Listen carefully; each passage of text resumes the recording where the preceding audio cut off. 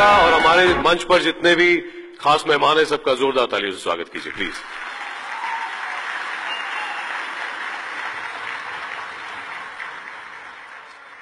मैं श्री पुनीत डालमिया जी से अनुरोध करूंगा कि वेलकम एड्रेस के लिए पोडियम पर आए। डालमिया साहब डालमिया लिमिटेड के मैनेजिंग डायरेक्टर हैं, राष्ट्रवादी हैं और व्यापार को राष्ट्र निर्माण के अभ्यास के रूप में लेते हैं। श्री डालमिया।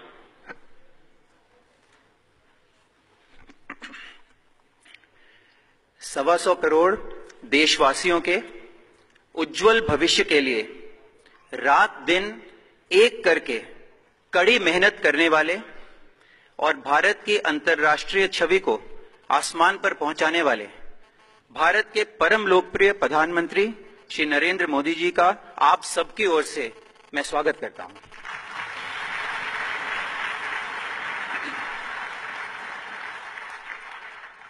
वैसे तो मोदी जी का दिल हर भारतवासी के लिए धड़कता है, परंतु ग्रामीण युवाओं के लिए और ग्रामीण किसान भाइयों के लिए उनके प्रति उनका विशेष प्रेम है।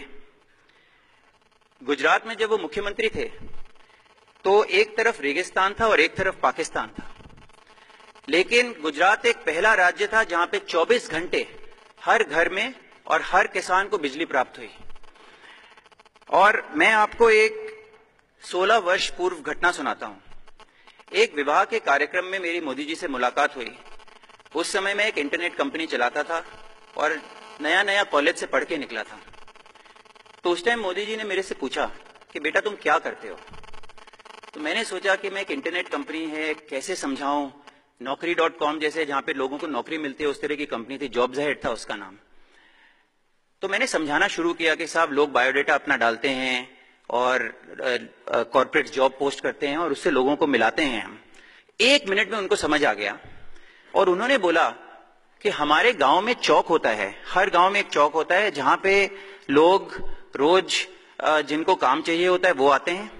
जैसे कोई लकड़ी का काम करता है कारपेंटर या कोई बिजली का काम करता है, और जिस घर में काम होता है वो लोग वहां पे आपस में बात करके जिनको काम देना होता है उनको काम दे देते हैं और उस तरह से आदान प्रदान होता है।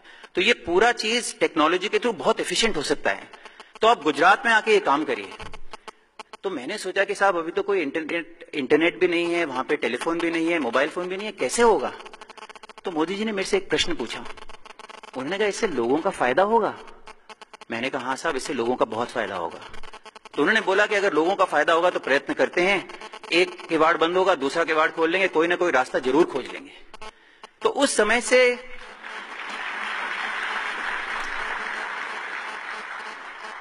ग्रामीण युवाओं के प्रति बहुत स्नेह था और एक जुनून था, जज्बा था चीज को बदलने का। अब प्रधानमंत्री बन गए हैं, बहुत स्कीम्स लागू कर दी हैं जहां पे राजनीतिक स्वार्थ के बिना एक जन आंदोलन के रूप में बहुत चीजें गांव में विकास को पैदा कर रही हैं। शौचालय बन रहे हैं, स्वच्छता का कार्यक्रम हो रहा है, लोगों को बैंक अकाउंट मिल गए हैं। महिलाएं जो कि धुआं सूंघती थी, धुआं इनहेल करती थी, सिगरेट जैसे पीती थी खाना बनाते टाइम, उनको उज्ज्वला स्कीम के तहत बहुत सारे गैस कनेक्शन मिल गए हैं। और ग्रामीण सड़क योजना और स्किल डेवलपमेंट में भी बहुत काम हुआ है। इन सब चीजों से भारत की अर्थव्यवस्था 6ठे नंबर पे पहुंच गई है विश्व में। मैं जनवरी में डावोस गया था, वहां पे इतना गौरव का अनुभव हुआ। पहली बार भारत के प्रधानमंत्री ने ओपनिंग कीनोट एड्रेस दिया जहां पे विश्व के सारे बड़े नेता पधारते हैं और उद्योग जगत के लोग पधारते हैं।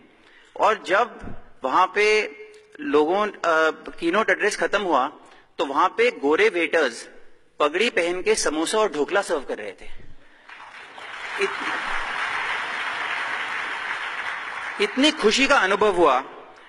और जब मैं स्विट्जरलैंड पहुंचा मैंने अपना पासपोर्ट दिया पासपोर्ट ऑफिसर को और उन्होंने पूछा आप भारत से हैं। मैंने कहा हाँ जी मैं भारत से हूं।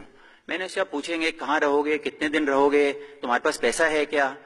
उन्होंने बोला कि भारत तो अगली महाशक्ति है, सुपर पावर है, और सीधा ठप्पा लगा के मेरे को पासपोर्ट दे दिया।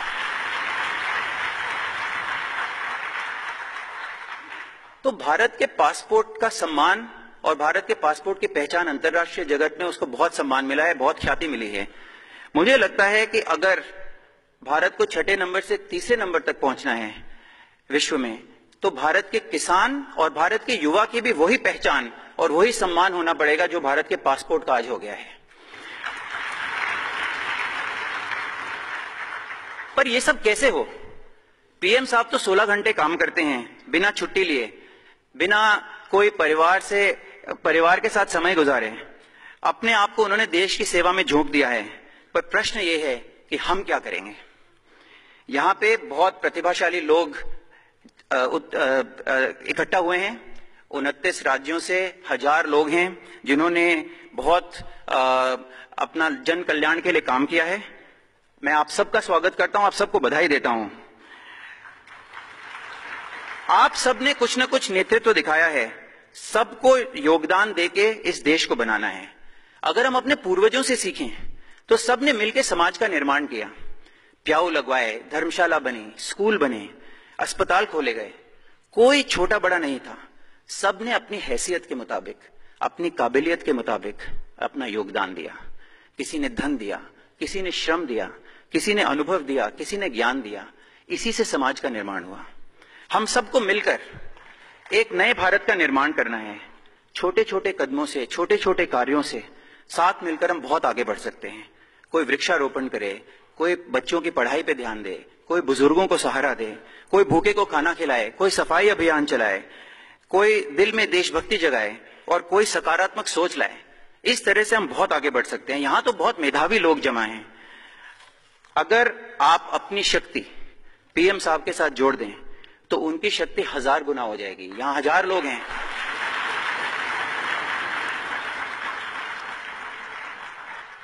और एक मोदी जी ने अगर 4 साल में देश को इतना आगे बढ़ा दिया तो आप सोचिए, अगर 1000 गुना शक्तिशाली मोदी जी हों तो हम देश को कहां ले जा सकते हैं।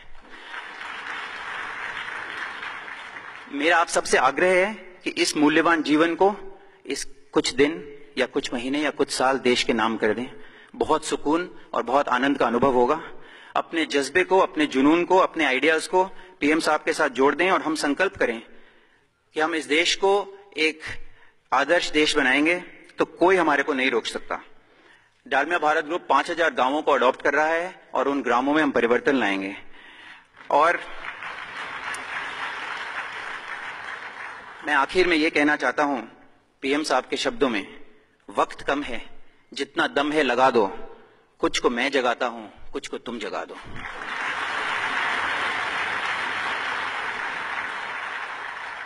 अगर हम ये करें तो इस देश को सोने की चिड़िया बनने से कोई नहीं रोक सकता। हमने एक गाना गाया था यहाँ पे, जहां डाल डाल पर सोने की चिड़िया करती है बसेरा, वो भारत देश है मेरा। उसी देश को हम सब मिलके मोदी जी के साथ बनाएं। जय हिंद, जय भारत।